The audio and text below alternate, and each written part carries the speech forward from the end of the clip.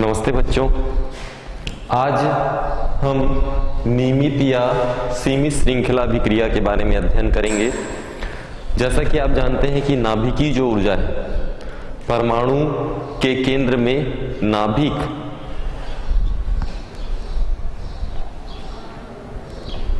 में असीमित ऊर्जा का भंडार, परमाणु के केंद्र में जो नाभिक है उसमें असीमित ऊर्जा का भंडार है, जिसे हम नाभिकीय ऊर्जा कहते हैं।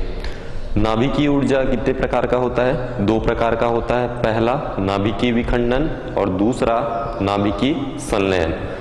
नाभिकीय विखंडन में एक जो भारी नाभिक है उस पर मंद गति से न्यूट्रॉनों की यदि बमबारी कराई जाती है तो वह दो हल्के नाभिक में विखंडित हो जाता है और अत्यधिक मात्रा में ऊर्जा उत्पन्न होती है, जिसके बारे में आपने पूर्व की कक्षा में पढ़ा है। नाभिकीय विखंडन किसे कहते हैं? नाभिकीय जो विखंडन है उसमें हमने देखा कि न्यूट्रॉनों की बमबारी कराने पर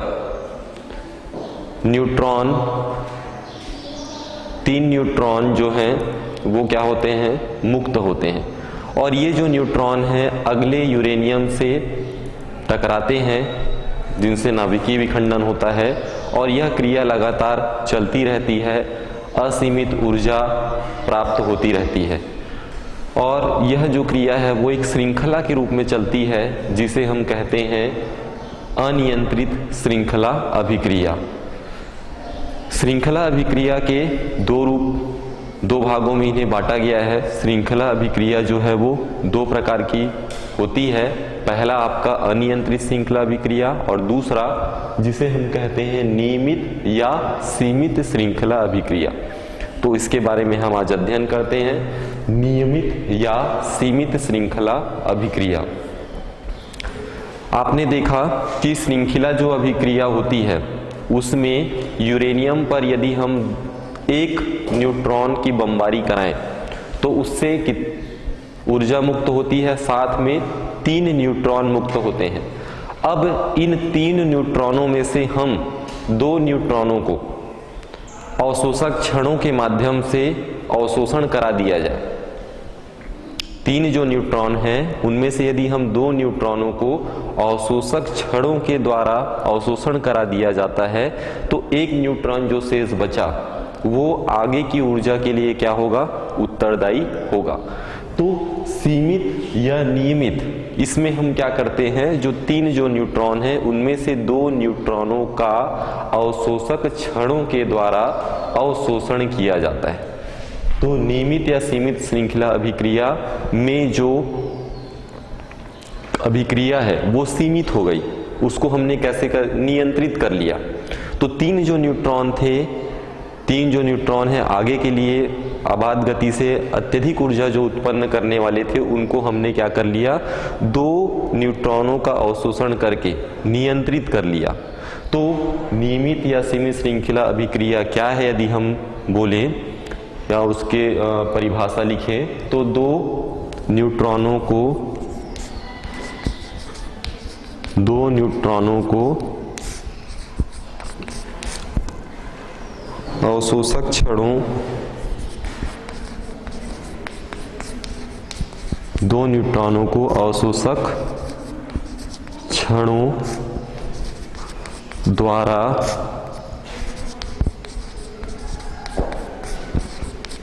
अवशोषण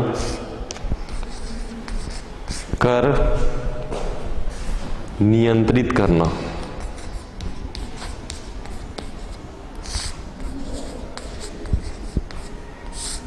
तो 2 न्यूट्रॉनों को अवशोषक क्षणों द्वारा अवशोषण कर नियंत्रित करना ही क्या है? नियमित या सीमित श्रृंखला अभिक्रिया है। और यह जो अभिक्रिया है, नियमित जो अभिक्रिया है, यह नाभिकीय रिएक्टर में संपन्न कराया जाता है। ये जो नियमित या सीमित श्रृंखला अभिक्रिया है ये कहाँ हम संपन्न कराते हैं? नाभिकीय रिएक्टर में। नाभिकीय रिएक्टर। इस नाभिकीय रिएक्टर में नाभिकीय रिएक्टर के माध्यम से हम नियमित या सीमित श्रृंखला अभिक्रिया प्राप्त कर सकते हैं। तो आइए हम नाभिकीय रिएक्टर में इसके भागों को देखते हैं। इसमें मुख्य कितने भाग होते हैं और यह किस प्रकार से कार्य करता है। नाभिकीय रिएक्टर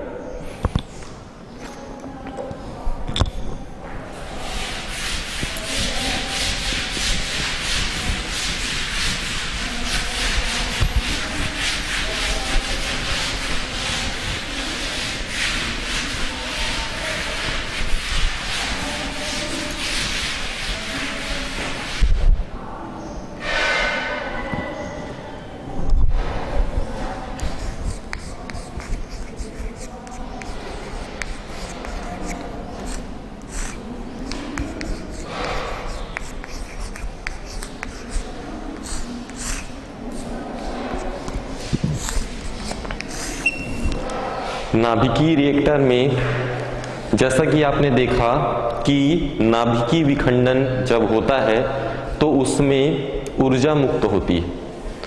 तो नाभिकीय विखंडन के द्वारा मुक्त ऊर्जा पानी को वाष्पित करके भाप में परिवर्तित कर लिया जाता है। तो नाभिकीय रिएक्टर एक अभी उपकरण है जिसमें हम जो नाभिकीय विखंडन के द्वारा जो ऊर्जा है उसे वाष्प में परिवर्तित करके भाप में परिवर्तित करके हम टरबाइन है उसको घुमाकर विद्युत ऊर्जा उत्पन्न कर सकते हैं और इस विद्युत ऊर्जा का हम उपयोग कर सकते हैं। तो आइए हम देखते हैं कि नाभिकीय रिएक्टर में कितने भाग होते हैं, मुख्य कितने भाग हैं और इनकी जो संरचना है वो किस प्रकार से होती है।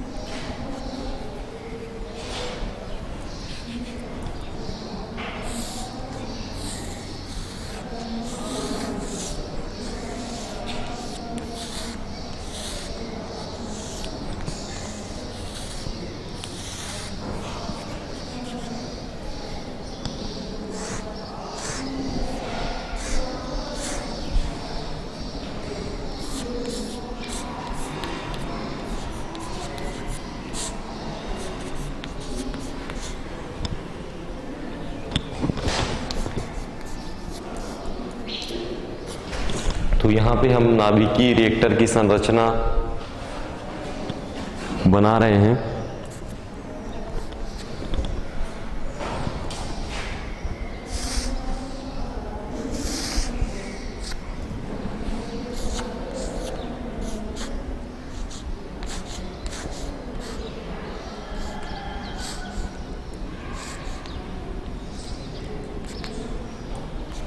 ये है आपका टरबाइन।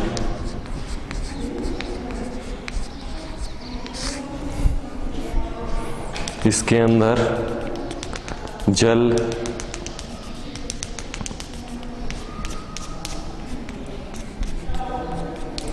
जो कि भारी जल होता है,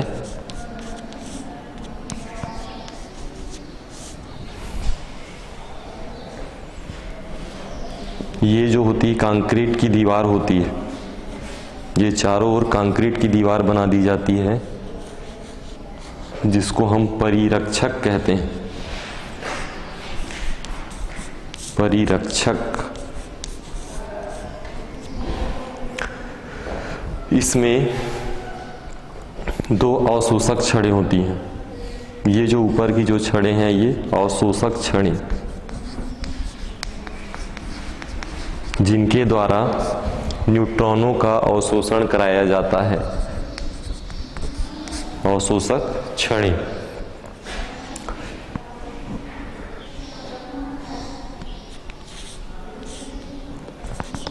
ये है ईंधन छड़ें।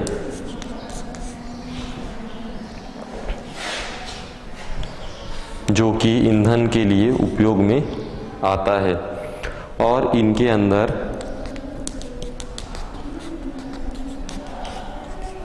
मंदक, आगे देखेंगे कि मंदक होता क्या है। यहाँ से वाष्प जो है, भाप, जो हम इसको क्या बोलेंगे, वाष्प,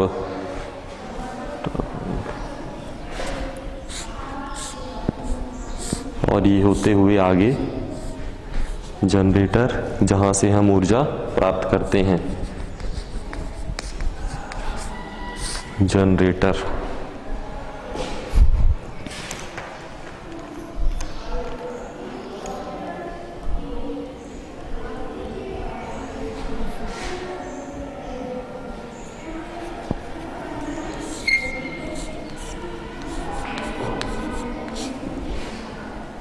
पंप, जल।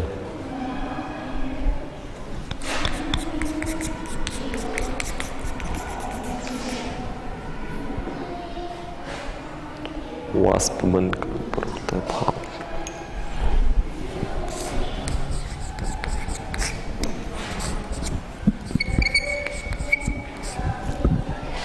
तो यहां पर आप देख रहे हैं नाभिकीय रिएक्टर की संरचना है।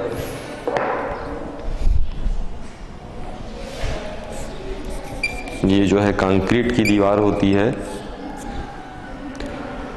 तो ये देख रहे हैं यहाँ पे नाभिकीय रिएक्टर की संरचना है, जिसमें प्रमुख भाग, पहला जो भाग होता है वो होता है ईंधन छड़ें। पहला जो भाग है वो आपका ईंधन छड़ें होती है। दूसरा मंदक, दूसरा जो भाग, मुख्य भाग है नाभिकीय रिएक्टर में, मंदक है। तीसरा नियंत्रक, या जिसको हम अवशोषक छड़ों के माध्यम से नियंत्रित करते हैं, तो तीसरा जो मुख्य भाग है वो नियंत्रक है। चौथा, शीतलन के लिए शीतलक का प्रयोग किया जाता है। तो ये जो भारी जल है, भारी जल, ये भारी जल वाला जो भाग है यही कहलाता है शीतलक।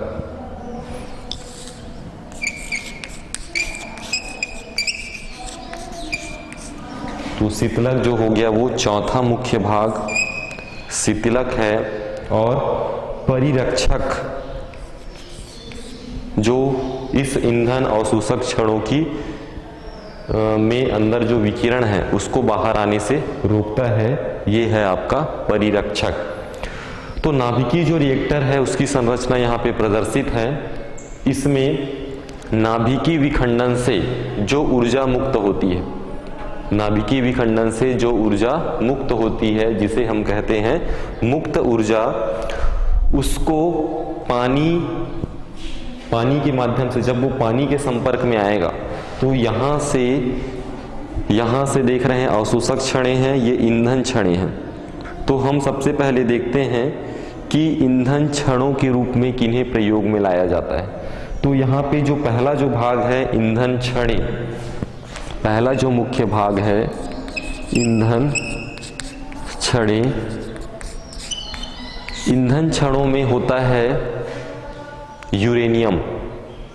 यूरेनियम इस नाभिकीय रिएक्टर के लिए ईंधन का कार्य करता है।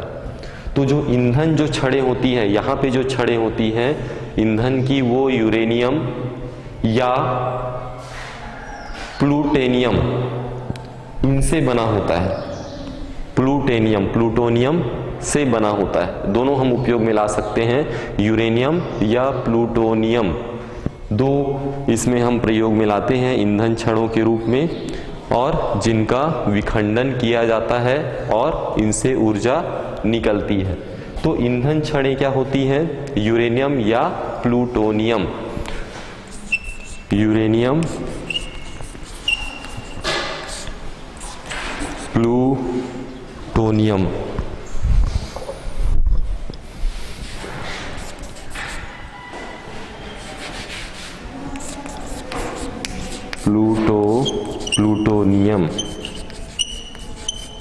प्लूटोनियम को हम Pu 239 से प्रदर्शित करते हैं। तो यहाँ पे ईंधन जो छड़ें हैं, ये हमारी ईंधन छड़ें हैं। ये छड़ें जो होती हैं यूरेनियम या प्लूटोनियम से बनी हुई होती हैं, जिनका हम विखंडन करके ऊर्जा प्राप्त करते हैं। तो पहला इसका मुख्य भाग है ईंधन छड़ें, जो कि नाभिकीय विखंडन के लिए ईंधन का कार्य करती हैं, और ये यूरेनियम तथा प्लूटोनियम इनसे बनी हुई होती हैं, और इनसे हम क्या करते हैं? ऊर्जा प्राप्त करते हैं। दूसरा इसका जो मुख्य भाग है वह है कौन सा? मंदक। मंदक जो होता है, मंदक में हम भारी जल, मंदक के रूप में भारी जल, जिसे हम कहते हैं बेरिलियम ऑक्साइड तथा ग्रेफाइट, भारी जल जो होता है वो मंदक के रूप में हम प्रयोग में लाते हैं। दूसरा इसका जो भाग है मंदक जो होता है वो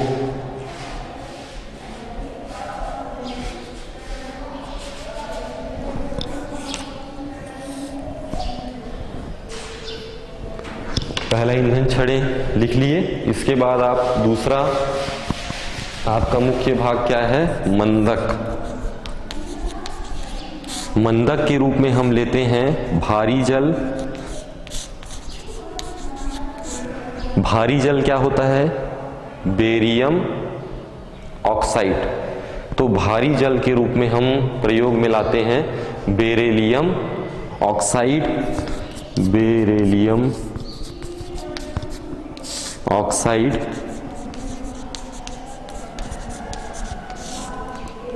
या ग्रेफाइट।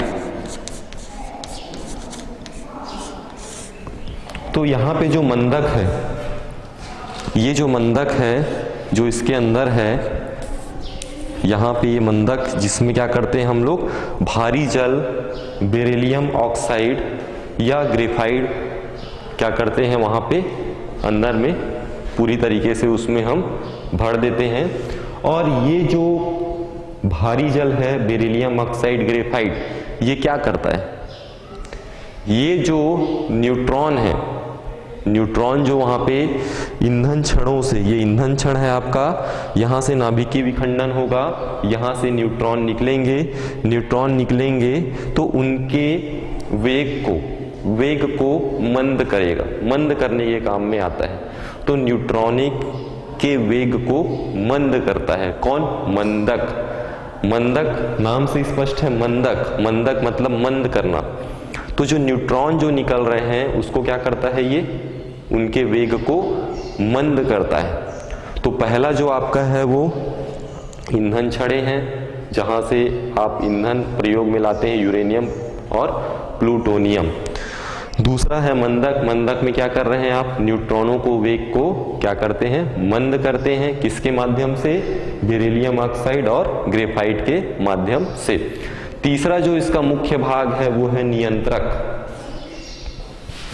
तीसरा जो है नियंत्रक।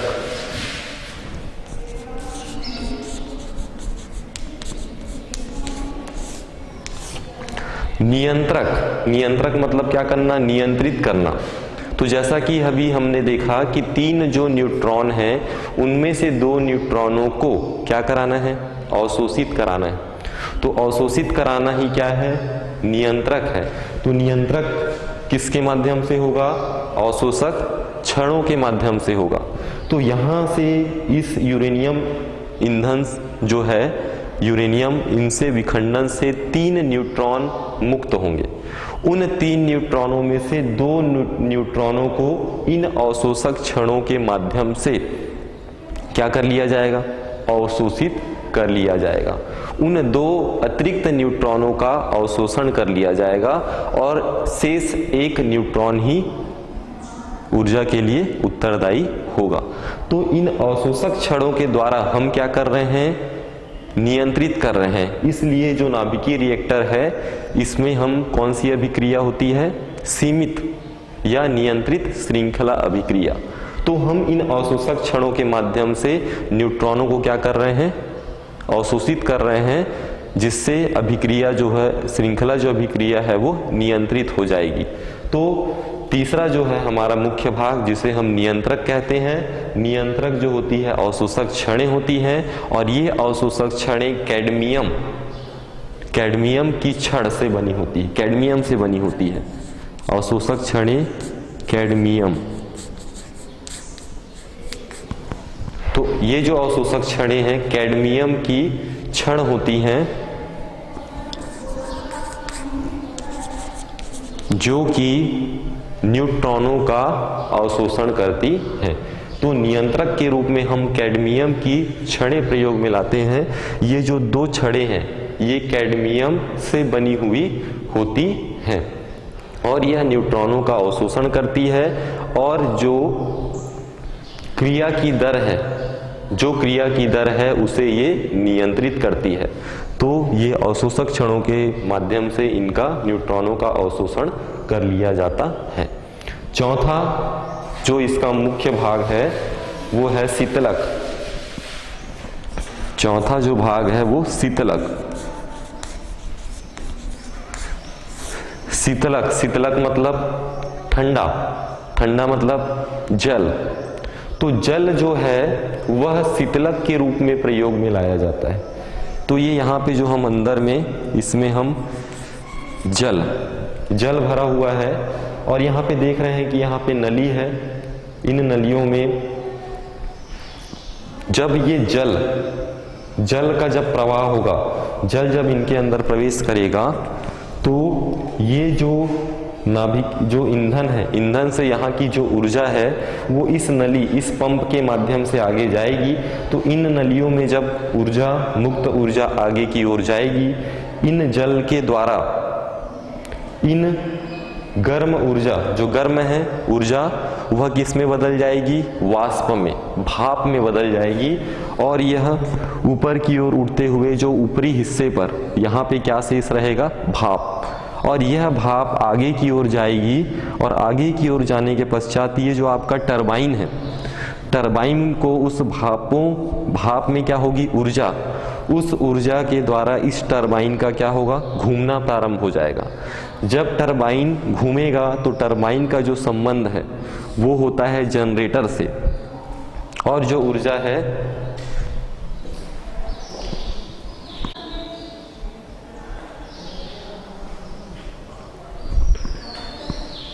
तो वह जो ऊर्जा है, भाप जो यहां से गई, भाप के द्वारा जो उष्मा की जो ऊर्जा है, उष्मा ऊर्जा इस टरबाइन के माध्यम से, इस जनरेटर के माध्यम से विद्युत ऊर्जा में परिवर्तित हो जाएगा और उस विद्युत ऊर्जा का हम उपयोग कर सकते हैं।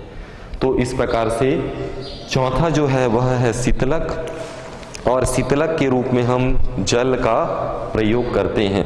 शीतलक के रूप में हम जल का प्रयोग करते हैं और यह वाष्प में परिवर्तित होता है। वाष्प में क्या होगा, परिवर्तित हो जाएगा और टरबाइन को क्या करता है, यह घुमाता है। तो टरबाइन के द्वारा हम विद्युत ऊर्जा उत्पन्न करते हैं। इसके पश्चात पांचवा जो मुख्य है वह है परिरक्षक। परिरक्षक पांचवा मुख्य भाग है परिरक्षक।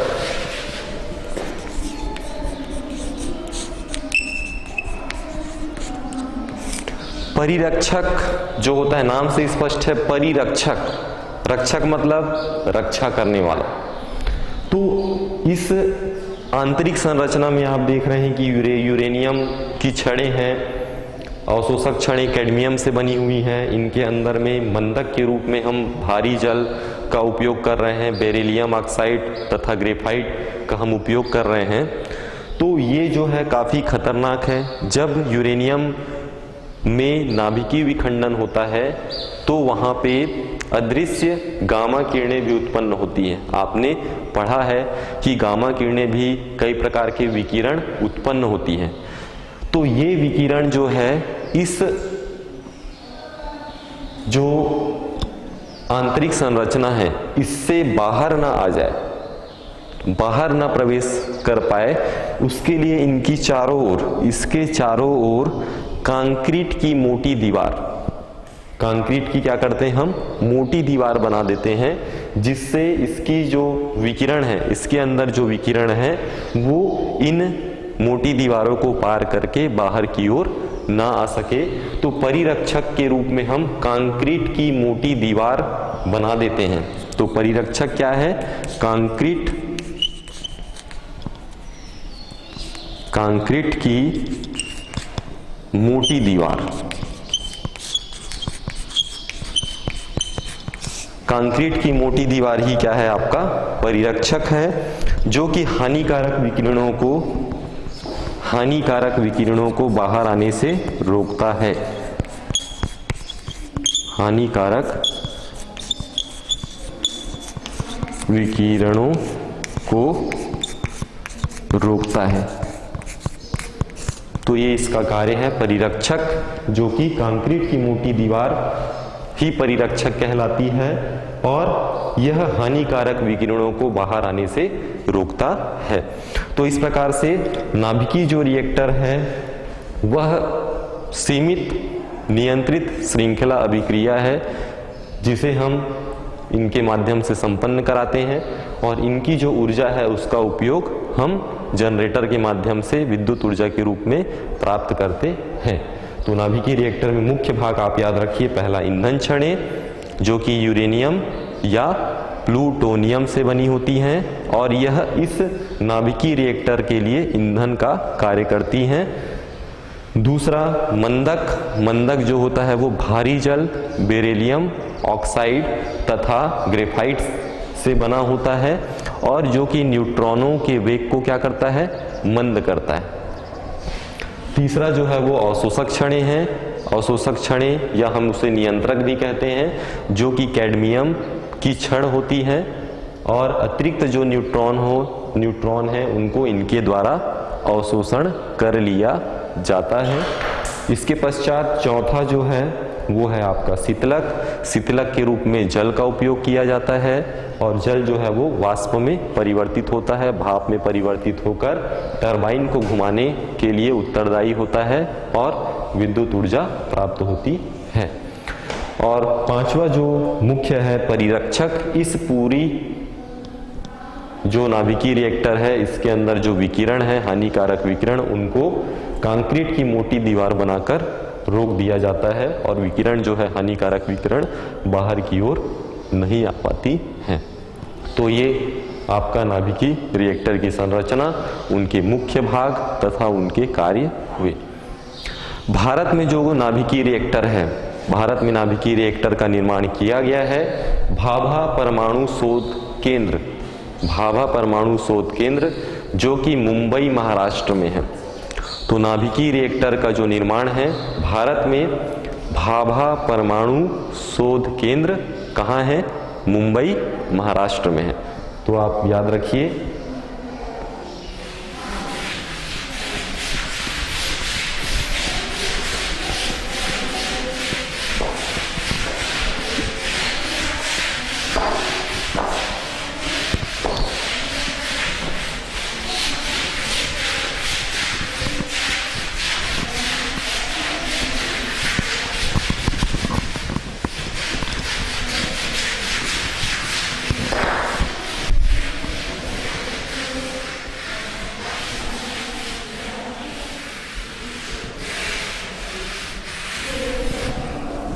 नाभिकीय रिएक्टर जो है भारत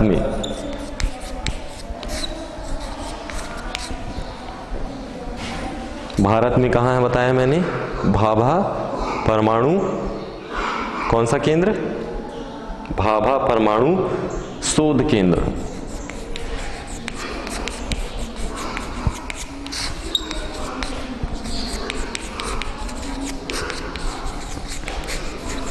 कहाँ है? मुंबई महाराष्ट्र।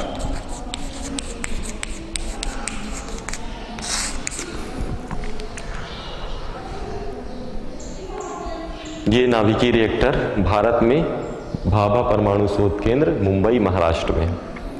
अब परमाणु शक्ति केंद्रों का भी निर्माण किया गया है। परमाणु शक्ति केंद्र, जैसा आप जानते हैं परमाणु बम का हम निर्माण करते हैं, तो उनके लिए हम परमाणु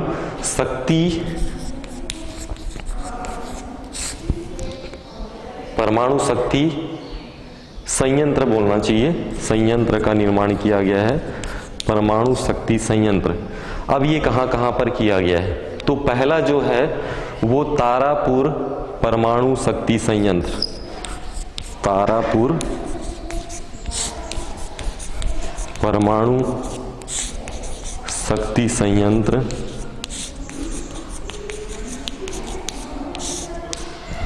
इसका जो निर्माण है वो मुंबई महाराष्ट्र में किया गया है, मुंबई महाराष्ट्र। दूसरा राजस्थान परमाणु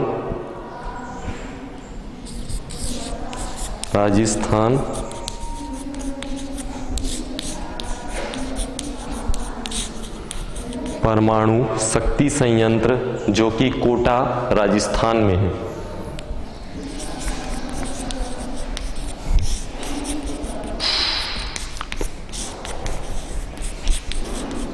कोटा राजस्थान।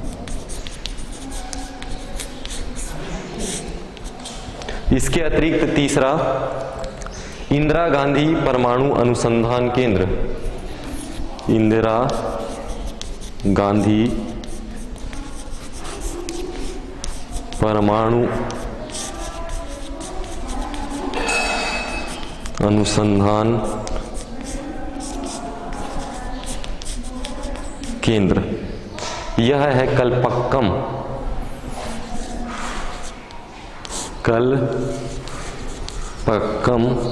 और यह जो है वो तमिलनाडु में।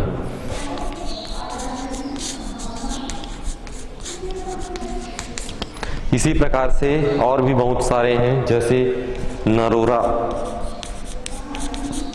परमाणु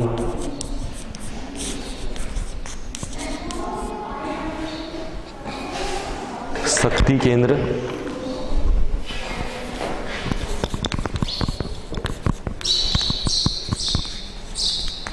जो कि है नरोरा उत्तर प्रदेश में।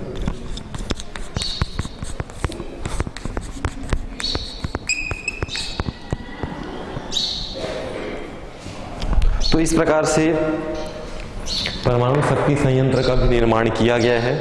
मुख्य रूप से 4 तारापुर परमाणु शक्ति संयंत्र मुंबई महाराष्ट्र में है, राजस्थान परमाणु शक्ति संयंत्र कोटा राजस्थान में है, इंदिरा गांधी परमाणु अनुसंधान केंद्र जो कि कलपक्कम तमिलनाडु में है, नरोरा परमाणु शक्ति केंद्र जो कि नरोरा उत्तर प्रदेश में स्थित है। तो भारत में नाभिकीय रिएक्टर भाभा परमाणु शोध केंद्र मुंबई महाराष्ट्र में स्थित है। इसको आप याद रखेंगे। और परमाणु शक्ति संयंत्र निम्न प्रकार से 4 आपके पाठ्य पुस्तक में दिया गया है। अब आगे हम बढ़ते हैं। नाभिकीय ऊर्जा में पहला हमने पढ़ा नाभिकीय विखंडन के बारे में। दूसरा प्रकार है नाभिकीय ऊर्जा का नाभिकीय संलयन, जिसके बारे में हम पढ़ते हैं।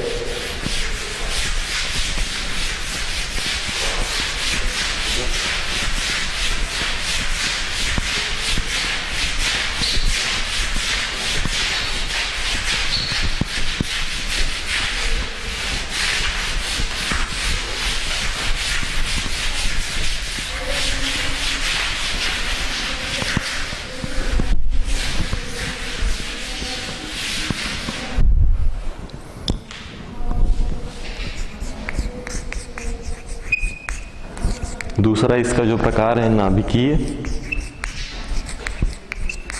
संलयन। नाभिकीय संलयन की जो क्रिया होती है किसमें? सूर्य की ऊर्जा उत्पत्ति में आप पढ़ चुके हैं। तो दूसरी जो क्रिया होती है नाभिकीय ऊर्जा की वो है नाभिकीय संलयन। तो नाभिकीय संलयन में होता क्या है आप देख चुके हैं कि उच्च ताप उच्च दाब पर 2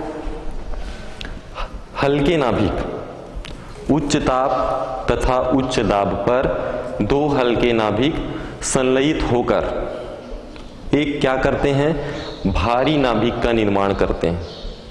और भारी नाभिक के निर्माण के साथ अत्यधिक ऊर्जा क्या करते हैं? उत्पन्न करते हैं। और ये है नाभिकीय संलयन।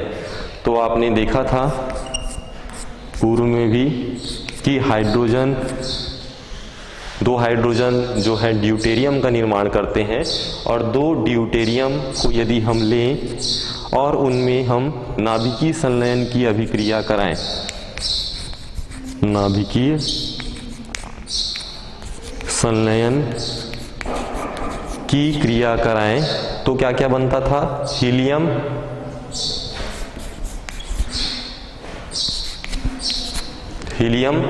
और साथ में क्या होती थी? ऊर्जा उत्पन्न होती थी।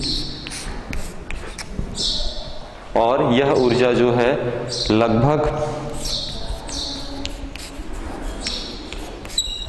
21.6 मिली इलेक्ट्रॉन वोल्ट के आसपास उत्पन्न होती है। और ये नाभिकीय संलयन की जो अभिक्रिया है वो अनियंत्रित अभिक्रिया है। तो हमने ड्यूटेरियम के 2 नाभिक लिए, उन नाभिकों को क्या किए? नाभिकीय संलयन की अभिक्रिया कराए। तो किसमें परिवर्तित हुआ? वो हीलियम में परिवर्तित होता है और साथ में अत्यधिक मात्रा में ऊर्जा उत्पन्न होती है। और यह जो है वो एक क्या है? अनियंत्रित अभिक्रिया है। सूर्य जो है उनमें ऊर्जा उत्पत्ति का जो कारण है, सूर्य में नाभिकीय संलयन की अभिक्रिया होती है।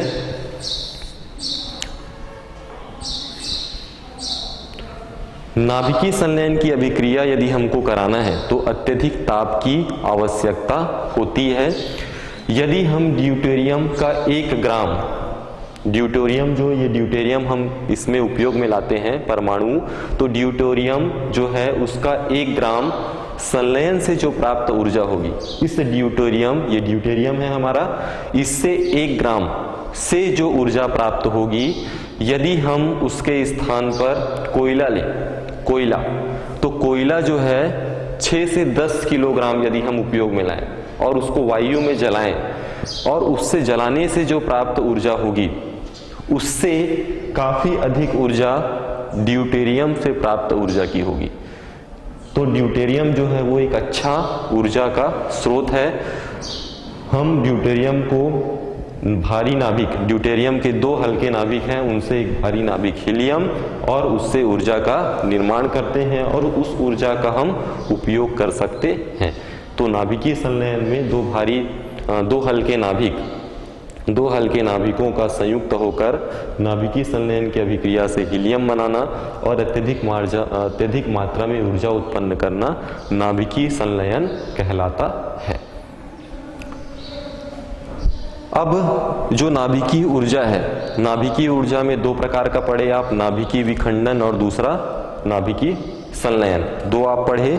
तो नाभिकीय जो ऊर्जा है उसके क्या लाभ हैं? तो नाभिकीय ऊर्जा के लाभ हम देखते हैं।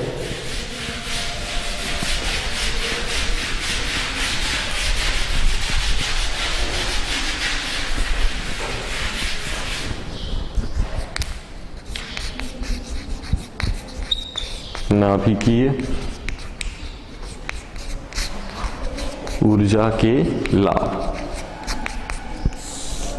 क्या क्या लाभ हैं? पहला क्या लाभ हो सकता है? नाभिकीय ऊर्जा में हम कौन सा पदार्थ उपयोग में लाते हैं? कौन सा? यूरेनियम। तो यूरेनियम जो कि हम 235 यूरेनियम 235 जो उपयोग में लाते हैं, उसकी यदि हम छोटी सी मात्रा लें, छोटे सा मात्रा 1 ग्राम अभी हमने देखा, तो छोटी मात्रा में हम क्या कर रहे हैं? अत्यधिक ऊर्जा मुक्त होती है। तो नाभिकीय ऊर्जा के लाभ में हम यूरेनियम 235 यदि लें तो यूरेनियम 235 की छोटी सी मात्रा से, यूरेनियम 235 की छोटी मात्रा से अत्यधिक ऊर्जा हम उत्पन्न करते हैं।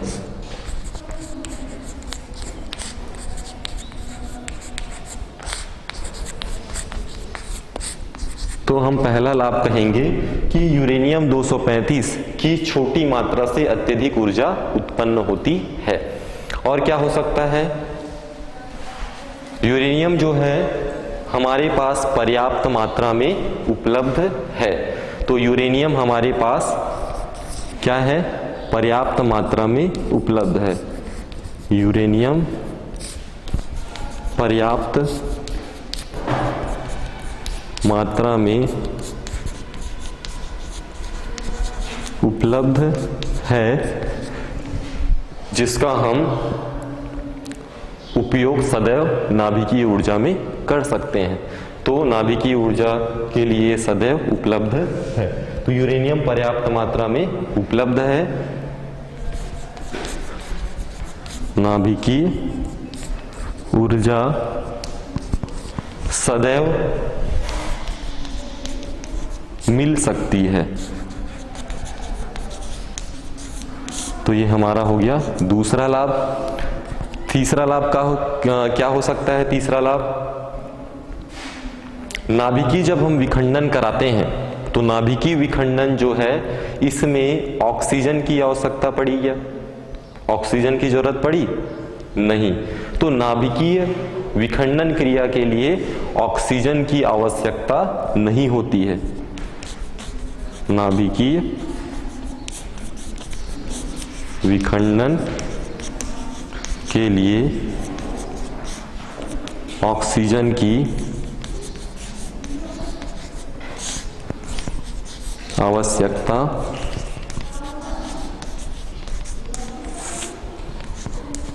नहीं होती है। ऑक्सीजन की आवश्यकता नहीं होती है। अब क्या क्या हानियां हो सकती हैं? ये तो लाभ हुए। हानियों पर यदि हम विचार करें तो क्या क्या हानियां हो सकती है? इनसे क्या निकलते हैं? हानिकारक कौन निकलता है? विकिरण। तो इनसे रेडियो एक्टिव पदार्थ, जिसे हम कहते हैं रेडियो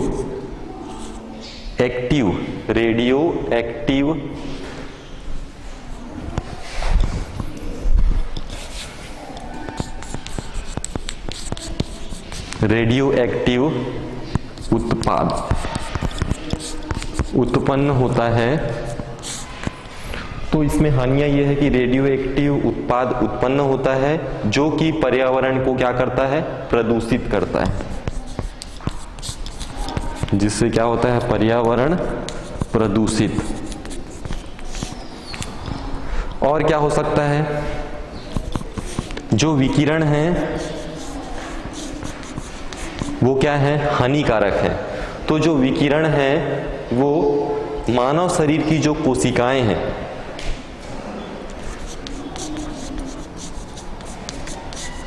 विकिरण कैसा है, हानिकारक है। यह जो होता है मानव शरीर की कोशिकाओं को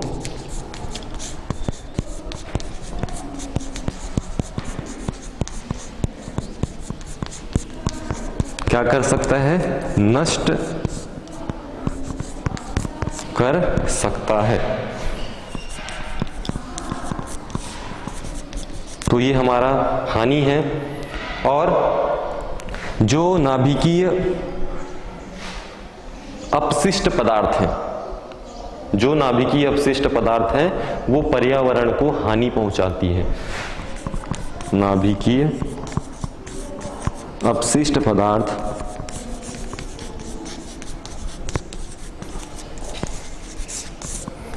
पर्यावरण को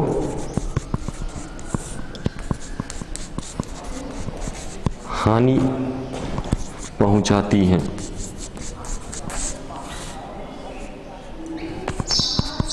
तो इस प्रकार से ये हानियां हैं कि रेडियो एक्टिव उत्पाद उत्पन्न होता है जिससे पर्यावरण प्रदूषित होता है, विकिरण जो है हानिकारक है, मानव के शरीर की कोशिकाओं को नष्ट कर सकते हैं, नाभिकीय अपशिष्ट पदार्थ पर्यावरण को हानि पहुंचाता है, उससे जो अपशिष्ट पदार्थ है वह भी पर्यावरण को हानि पहुंचाता है।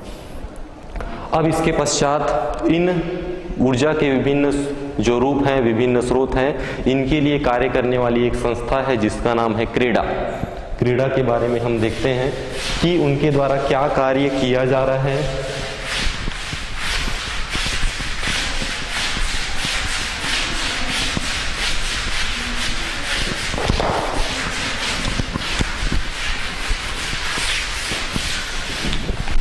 क्रेडा जो है वह छत्तीसगढ़ राज्य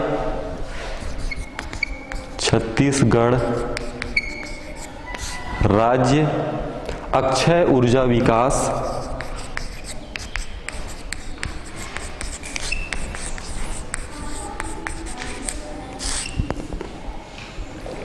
का संक्षिप्त रूप है।